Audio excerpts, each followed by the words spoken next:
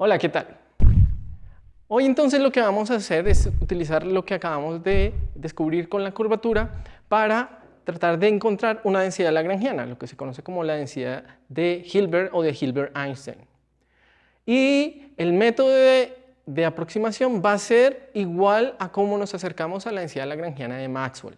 Allá lo que hacíamos era utilizar la invariancia gauge o de calibre y le sumábamos la invariancia bajo transformaciones de Lorentz para, sabiendo que era una teoría relativista, para construir una densidad lagrangiana, o sea, encontrar qué términos o operadores podían aparecer en la densidad lagrangiana. Aquí esto simplemente se traduce en pedir que los términos de la densidad lagrangiana o lo que aparezca dentro de la acción tienen que ser invariantes bajo transformaciones generales de coordenadas. Y de ahí es que a veces se define la gravedad como una teoría que es invariante bajo una transformación general de coordenadas. Entonces esto va a ser lo que vamos a pedir. Ahora, de manera práctica o precisa, lo que se está pidiendo es simplemente que la acción tenga esta forma, donde identificamos el diferencial de volumen o la forma de volumen y un término aquí, una función que tiene que ser escalar de Lorentz y como quiero que esté relacionado con la curvatura del espacio, entonces necesito que ese escalar esté derivado de alguna manera del tensor de Riemann. Ahora nosotros sabemos cómo, a partir de tensores, construir escalares, por ejemplo, contrayéndolo con la métrica. Entonces lo primero que voy a discutir es algunas posibles contracciones de este tensor que, por ejemplo, vienen contrayendo los primeros índices o los dos últimos. ¿Qué sucede? Sabíamos que el tensor de Riemann es antisimétrico bajo el intercambio de estos dos o el intercambio de estos dos, mientras que la métrica es par, es simétrica. O sea que esta contracción va a dar una cosa que simplemente se va a anular. Estas dos contracciones son cero. Caso contrario sucede si yo no escojo los dos primeros o los dos últimos, sino intercalados. Por ejemplo, si cojo el primero con el tercero. Y esto me da una contracción distinta de cero que simplemente ahora van a quedar sobreviviendo dos índices. Y esto se conoce como el tensor de Ricci. Entonces va a ser un tensor de rango 2. Y puedo seguir contrayendo. Entonces ahora tengo un tensor que es simétrico. Entonces el tensor de Ricci es simétrico entre estos dos. Así que yo puedo volver a contraer con la métrica y me va a dar algo distinto de cero. Cuando contraigo nuevamente con la métrica el tensor de Ricci encuentro un escalar. Y ese escalar se conoce como el escalar de Ricci. Ahora uno podría imaginar otras contracciones. Por ejemplo, primero con el cuarto, pero sucede que por las reglas de simetría y antisimetría del tensor de Riemann, cualquier otra contracción que pueda imaginar va a resultar como una combinación lineal de estas dos y esta cero. O sea que ya tenemos unas contracciones básicas con las que yo puedo imaginar escalares que van a aparecer en la densidad lagrangiana. Entonces puedo hacer una lista infinita de escalares que van a ser invariantes bajo transformación general de coordenadas. Pues el primero de todos es el escalar que acabé de descubrir. Otro escalar que puedo generar es, por ejemplo, la contracción del tensor de Ricci con el inverso de la contracción donde le subo los dos índices. Puedo imaginar una contracción del tensor de Riemann con el mismo con índices arriba y así. Me puedo imaginar infinidad de cosas. Entonces aquí tengo dos Riccis con un tensor de Riemann. Y puedo pensar, por ejemplo, también en incluir derivadas, algo que no había planteado hasta ahora. Entonces, si se dan cuenta, el simple hecho de pedir invariancia bajo transformación general de coordenadas no es suficiente. Y eso también nos había pasado allá cuando hablábamos de Maxwell. Cuando hablábamos de Maxwell, veíamos que teníamos más términos de los que uno tendría control. Entonces vamos a hacer algo similar a lo que pasaba allá. Vamos a hacer un conteo de dimensiones. Que sabemos que la métrica tiene dimensiones nulas, o sea, no tiene ninguna de dimensiones. Esta L es de longitud, entonces es adimensional y se puede ver simplemente del elemento de línea. Entonces, como la métrica es adimensional, las derivadas de la métrica tienen unidades de 1 sobre longitud y las segundas derivadas tienen 1 sobre longitud al cuadrado. De ahí entonces yo puedo extraer cuáles son las dimensiones de las curvaturas.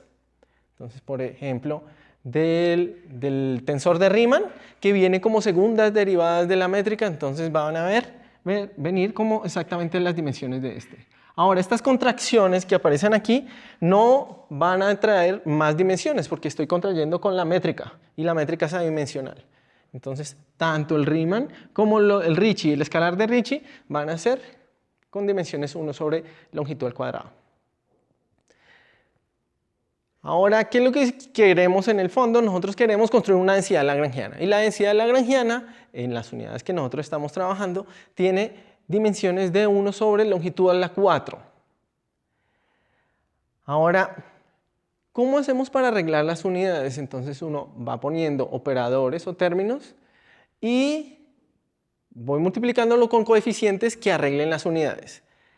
¿Qué cantidad puede introducir longitudes? Ahora estamos hablando de una teoría fundamental donde los términos que aparezcan ahí pues tienen que ser derivados de alguna manera de las constantes fundamentales de la naturaleza.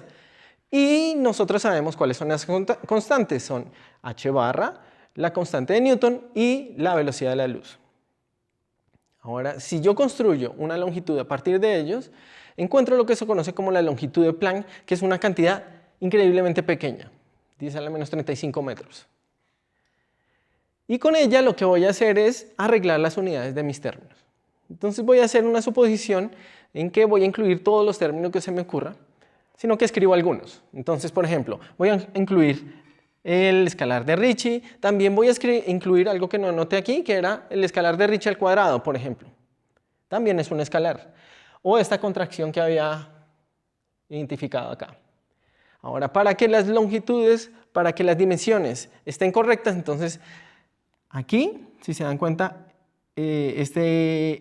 longitud de Planck al cuadrado, a la menos 2 lo he factorizado, de tal manera que cancele porque ya va a tener las unidades correctas. Habíamos dicho que tenía 1 sobre L cuadrado, de tal manera que al cuadrado pues ya tiene el 1 sobre L a la 4 que yo deseo.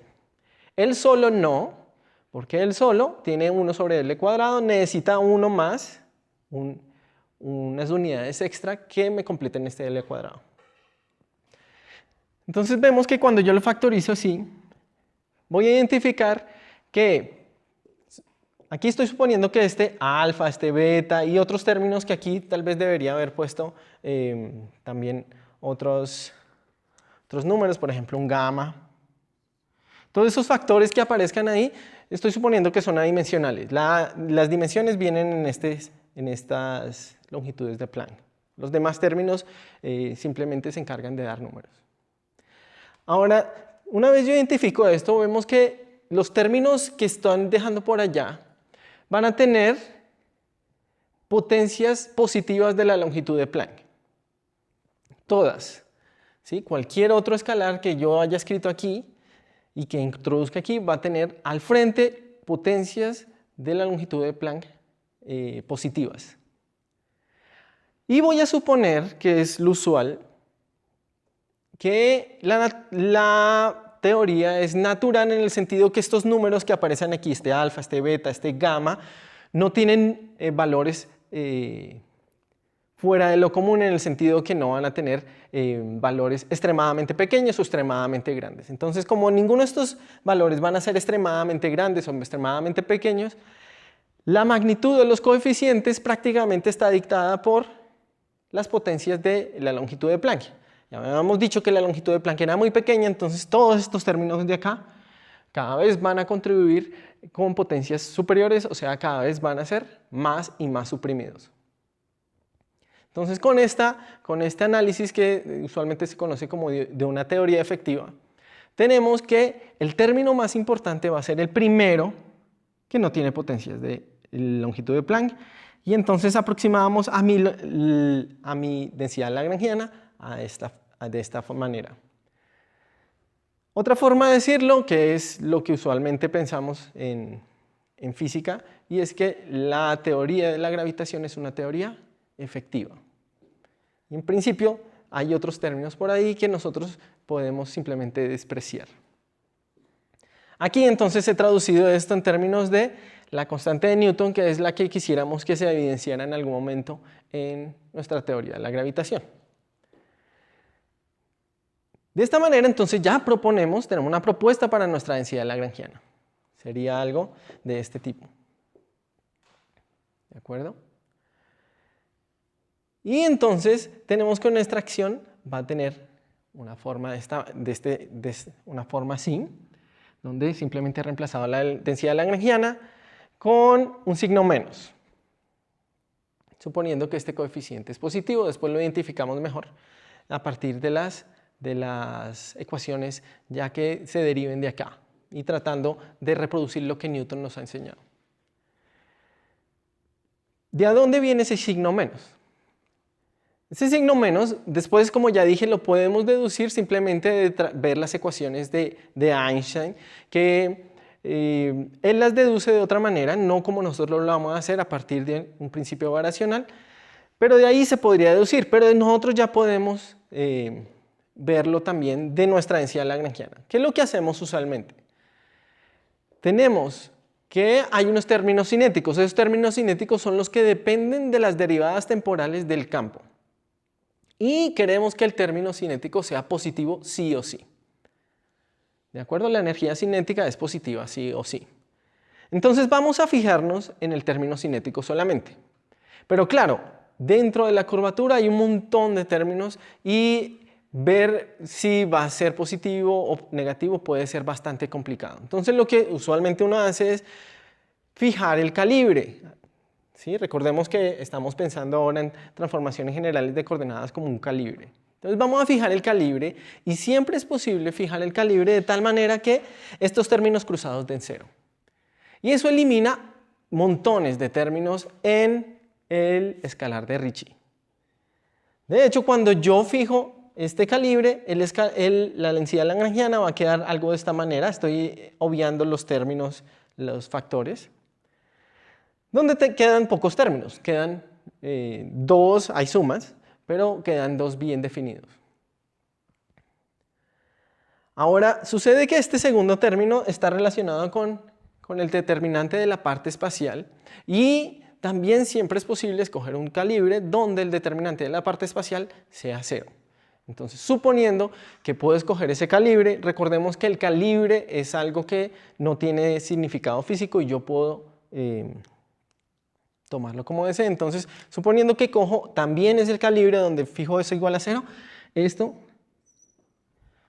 ya no está. Me queda solamente este término. ¿Qué sucede ahí? Vemos que aquí yo puedo identificar como si fuera esta matriz veces ella misma. Entonces, una forma elegante de escribirlo es como si fuera algo así. Entonces, simplemente estoy denotándolo de manera compacta para que sea explícito el hecho que lo que está acá es un número positivo veces G0 inverso. En nuestra convención, G00 es positivo. Y como aparece aquí un menos, entonces estamos viendo que el término cinético va a ser negativo. A menos que yo incluya un menos ahí. Entonces ahí estoy viendo que efectivamente necesito este menos para garantizar que la parte cinética de la densidad lagrangiana sea positiva. Entonces con esto ya tenemos lo que se conoce como la densidad de Hilbert-Einstein. Sucede que he complicado un poco las cosas porque habíamos dicho que necesitaba un escalar y que fuera relacionado con la curvatura. En principio no es explícitamente necesario que sea cierto. En principio yo pude haber pedido que simplemente fuera un escalar, que no dependiera de nada. Y esto es lo que sucede con lo que se conoce como la constante cosmológica. Con la constante cosmológica, efectivamente, yo puedo incluir un término extra en la densidad lagrangiana que va a ser simplemente un escalar y va a modificar ligeramente la densidad lagrangiana. Nosotros por ahora no la vamos a incluir, pero sí quiero mencionar esto. Lo último que quiero mencionar es el hecho que efectivamente yo he podido eliminar algunos operadores aquí. He dejado solamente este. Acabé de decir que por justificaciones de teorías efectivas simplemente digo este es el más importante, el resto los puedo eliminar. Ya cuando hablo de teorías cuánticas, entonces la cosa se puede empezar a complicar y estos términos pueden ser tan importantes como este. Por ejemplo, quisiera mencionar que hay una teoría que es en ciertos ambientes importante que se conoce como la teoría de gravedad conforme o de Weyl. Esta teoría utiliza un operador que utiliza combinaciones del tensor de Riemann para dejar solamente las componentes que están en el tensor de Riemann y no están en el tensor de Ricci. Y este es el tensor de Weyl. Con este tensor de Weyl, que es un tensor de rango 4 también, entonces puedo construir un escalar y este escalar constituiría una lagrangiana. Esta lagrangiana pues va a estar en los órdenes superiores, que habíamos dicho que los podíamos despreciar, pero sucede que yo podría considerar esta teoría y esta teoría tiene cosas interesantes que no tiene la teoría de gravedad de Einstein. En particular, carece del problema que más preocupa la gravedad de Einstein y es que es una teoría no renormalizable, la teoría de Einstein. Mientras que la teoría de gravedad de Weyl es renormalizable. Ahora, como estamos trabajando en órdenes superiores en la longitud de Planck, entonces pueden aparecer cosas en la mecánica cuántica, a nivel cuántico que también pueden ser preocupantes. Y de todas maneras, la gravedad de Einstein, digamos que experimentalmente sigue siendo muy robusta. Aún así, la gravedad de Weyl, en principio también podría describir, por ejemplo, el potencial de Newton. Entonces son cosas que están ahí y que es interesante de todas maneras tenerlo en cuenta. Lo que quisiera...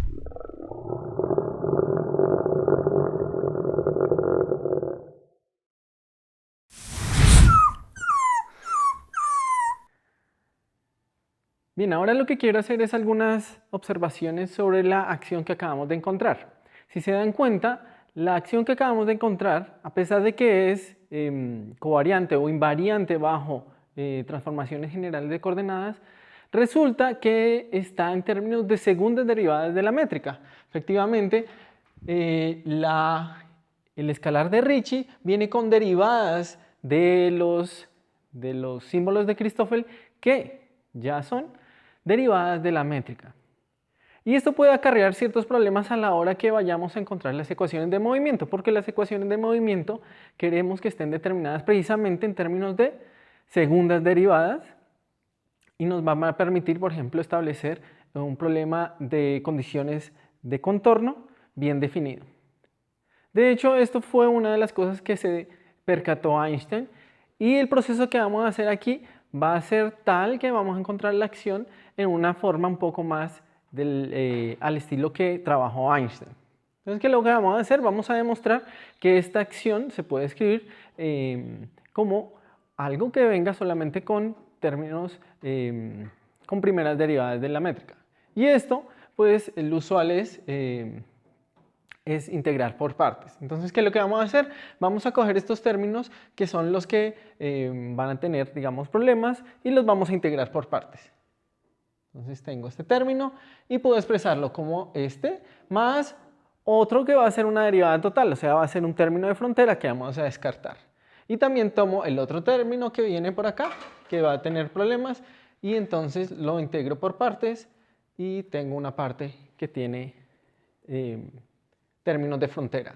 Ahora, para escribir estas derivadas que están aquí adentro, utilizo estas relaciones. Esta en particular ya habíamos escrito cómo era la traza, cómo podíamos escribir la traza de los símbolos de Christoffel en términos de las derivadas del logaritmo del determinante de la métrica.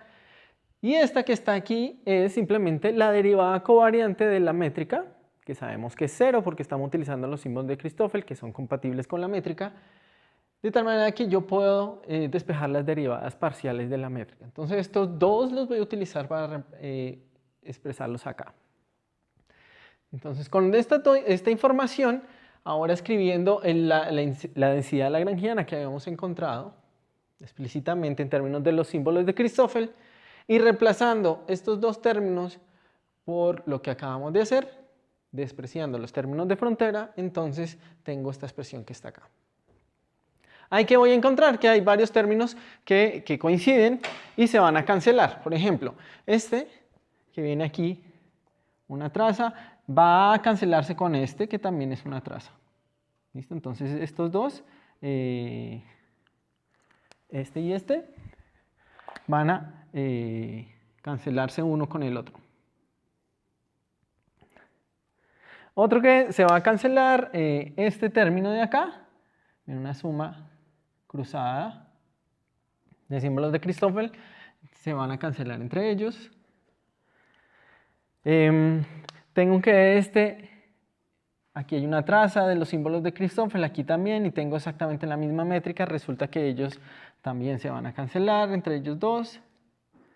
Y los únicos que me van a resultar por ahí libres son estos, que los escribo acá.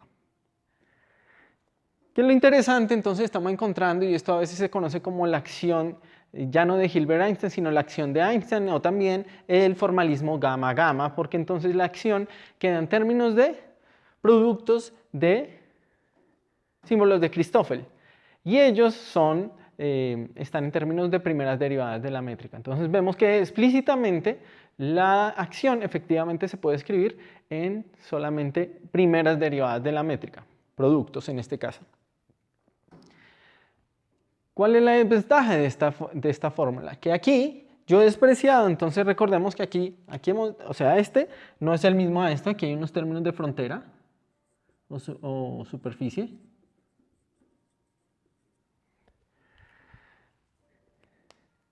Entonces, este es una expresión escalar con una transformación tensorial bien definida, mientras que este que está aquí no. Recordemos que los símbolos de Christoffel no son tensores.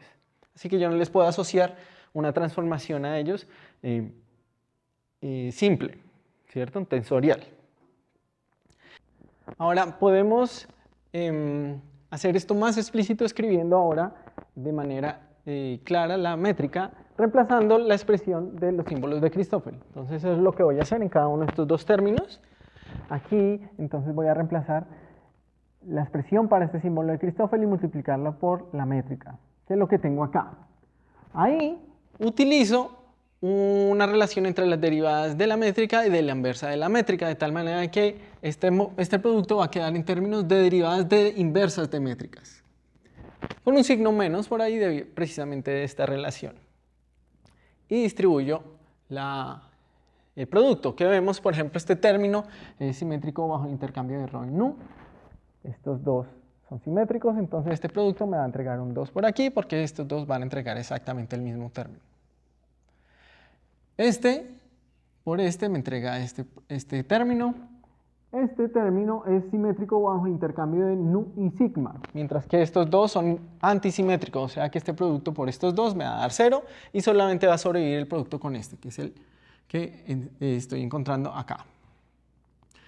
Por otro lado, sucede algo parecido, entonces es simétrico bajo ρ y sigma, y mientras que con este son antisimétricos en el intercambio de ρ y sigma. O sea que este producto de con estos dos da 0 y solo sobrevive con este. Y este signo menos es precisamente porque aquí hay un menos factorizando, para que me dé más. Ahora, de esos cuatro términos, resulta que este y este son idénticos y se cancelan, y solamente sobreviven estos dos, que es lo que estoy expresando ahí. Algo similar voy a hacer con el otro término que tengo.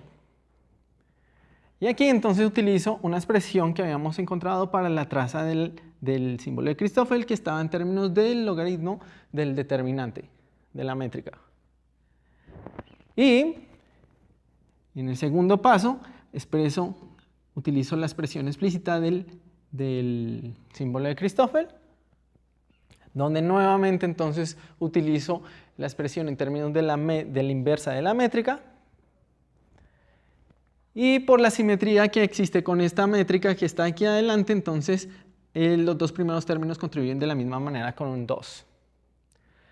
Esto lo puedo simplificar un poco más porque este último término que aparece aquí resulta que también se puede expresar en términos de las derivadas del logaritmo del determinante de la métrica. O sea que aquí lo puedo escribir de esta manera. Sí, este aparece aquí y este va a aparecer acá. Ahora, ¿qué sucede con este término de ahí? Estos yo los voy a poder nuevamente utilizando integración por partes, escribirlos como una parte que va a ser como una derivada total, se puede escribir, y entonces me va a sobrevivir solamente este término. De tal manera que cuando yo reescribo mi acción, se va a poder escribir de esta manera. ¿Sí? Aquí, integrando por parte, entonces la segunda derivada viene a atacar al logaritmo de la métrica. Mientras que entonces lo puedo escribir como una derivada total que no me va a construir, va a ser un término de frontera. De esta manera entonces vemos que esta acción de Hilbert-Einstein que acabamos de escribir se puede escribir de dos maneras, digamos. Una que llamamos gamma-gamma y otra explícita en la métrica. Pero algo que debe ser claro ahorita es que hemos hecho un paso que en general pues no tiene justificación, que es olvidarnos de los términos de frontera. Por eso entonces, en principio, para ser formales, toca introducir un término extra a la acción que se conoce como el término de Gibbons, Hawking, York, donde la acción además tiene una parte que va a ser definida solamente en la frontera de mi variedad. Nosotros no lo vamos a considerar aquí, pero que tiene que por consistencia aparecer para, por ejemplo, tener claro o para poder trabajar de manera consistente con una acción que solamente venga solamente en primeras derivadas de la métrica. Para cerrar, quisiera simplemente comentar que nosotros dedicamos algún tiempo a trabajar con las formas diferenciales. Ya hemos dicho que esto nos permitía, por ejemplo, escribir densidades lagrangianas en términos de objetos que no dependen de las coordenadas. También se puede hacer en este caso, escribir la acción de Hilbert-Einstein en términos de formas diferenciales, donde entonces aparece la curvatura de Riemann, que no va a ser una cuatro forma, porque habíamos dicho que ella era antisimétrica solamente bajo el intercambio de dos índices, pero va a ser una dos forma, y esta dos forma me va a permitir escribir la acción en términos precisamente de ella. Y para completar la cuatro forma que necesitamos, entonces lo multiplicamos por dos formas por ahí, o para ser más precisos, por dos bases del espacio cotangente, que en general pues no van a ser la base coordenada. De esta manera entonces tenemos nuestra acción de Hilbert-Einstein que nos va a permitir, por ejemplo, calcular las ecuaciones de movimiento. Así que eso lo haremos la próxima.